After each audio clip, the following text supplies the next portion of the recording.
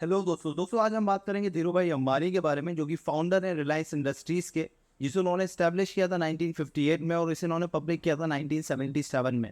इनकी डेथ के बाद 2016 में इन्हें पद्म विभूषण से भी सम्मानित किया गया। तो आज की इस वीडियो में हम बात करेंगे किस तरह से शुरुआत की उन्होंने रिलायंस इंडस्ट्रीज की। 28 दिसंबर 1932 को जन्म होता है धीरू भाई अंबानी का, गुजरात के चोरवाड़ में। और ये एक मिडिल क्लास फैमिली से बिलोंग करते हैं, लेकिन ये बचपन से ही बहुत ज़्यादा इंटरेस्टेड होते हैं बिजनेस में। और आदो खान जी स्कूल से अपनी स्टडी कंप्लीट करने के बाद ये 1940s में यमन चले जाते हैं और वहाँ ये एक डिस्पैच क्लर्क का जॉब करते हैं एक ए बेस एंड को ट्रेडिंग फर्म में। वहाँ ये सीखते हैं कि किस तरह से इंटरनेशनल ट्रेडिंग की जाती है। वहाँ से एक्सपीरियंस लेने के बाद ये यमन की पोर्ट सिटी एडन चले जाते हैं और वहाँ ये एक गैस स्टेशन अटेंडेंट का जॉब करते हैं। उसके बाद 1957 में ये इंडिया वापस आते हैं और इंडिया में अपना बिजनेस स्टार्ट करते हैं अपने चचेरे भाई चंपक लाल दामनी के साथ में, जो कि इनके साथ में यमन में रहते थे। इनकी कंपनी का नाम होता है रिलायंस कमर्शियल कॉरपोरेशन। इनकी कंपनी का फोकस होता है कि यमन से इंडिया में पॉलिस्टर यार्न को इंपोर्ट करना और इंडिया से यमन में मसालों को एक्सपोर्ट करना। इनकी कंपनी का काम होता है कि वहाँ से ये जो पॉलिस्टर यार्न को इंपोर्ट कर रहे हैं इंडिया में, वो इंडिया के लोकल टेक्सटाइल मैन्युफैक्चरर्स को सप्लाई करना। 1965 में इनकी पार्टनरशिप खत्म हो जाती है, लेकिन धीरू भाई अंबानी बहुत जल्द ही टेक्सटाइल बिजनेस के पोटेंशियल को समझ जाता है और वो का एक टेक्सटाइल मिल सेटअप करने का डिसाइड करते हैं। 1966 में वो अपना टेक्सटाइल मिल सेटअप भी कर लेते हैं, जिसका नाम वो रखते हैं विमल, जो कि गुजरात के नरोड़ा में इस्टेब्लिश करते हैं। विमल प्रोड्यूस करता है सिंथेटिक फैब्रिक्स और ये बहुत जल्दी पॉपुलैरिटी गेन करता है अपने कम्पिटिटिव प्राइस और अपनी बेहतरीन क्वालिटी की वजह से। विमल की सक्सेस के बाद धीरू भाई अंबानी अपने बिजनेस को एक्सपेंड करते हैं और दूसरे सेक्टर्स में भी अपने बिजनेस की शुरुआत करते हैं, जैसे कि petrochemicals, refining, oil exploration, telecommunication and power. 1977 में ये आईपीओ लॉन्च करते हैं। आईपीओ होता है बेसिकली इनिशियल पब्लिक ऑफरिंग, जिसमें कोई भी कंपनी अपने शेयर्स को स्टॉक मार्केट में बेचती है, या कोई भी आम आदमी कंपनी के शेयर खरीद कर कंपनी में हिस्सेदारी ले सकता है। बेसिकली इससे फायदा ये होता है कि कंपनी को फंड्स मिलते हैं वहां से।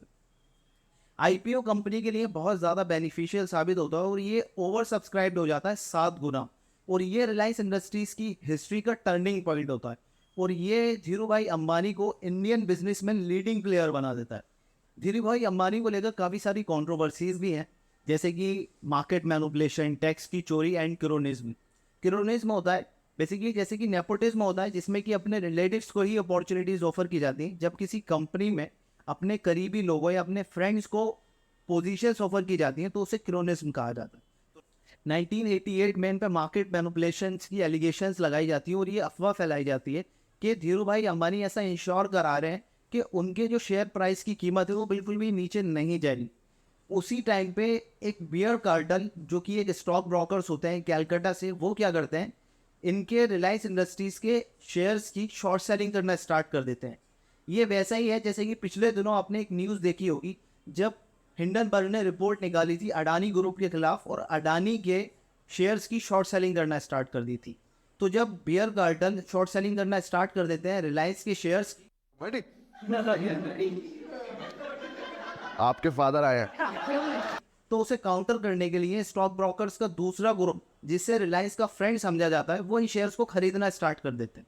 सिचुएशन इतनी ज़्यादा खराब हो जाती है दोस्तों कि 3 दिन के लिए बॉम्बे स्टॉक एक्सचेंज को बंद करना पड़ता है। लेकिन बियर कार्टर को इसमें भारी नुकसान उठाना पड़ता है और दूसरी तरफ धीरू भाई अंबानी यहाँ से अच्छा प्रॉफिट बनाता है।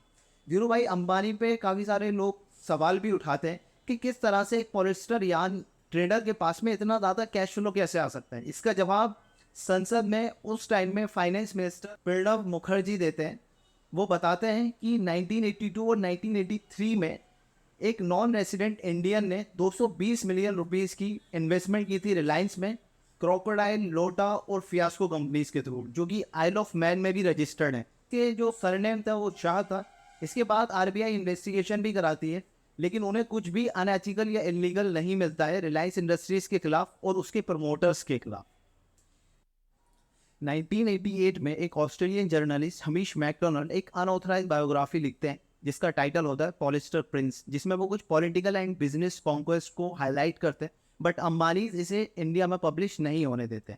लेकिन इसी का एक अपडेटेड वर्जन आता है 2010 में अंबानीज एंड सन्स के नाम से, जो कि इंडिया में पब्लिश भी होता है और जिसके अगेंस्ट कोई एक्शन भी नहीं लिया जाता है।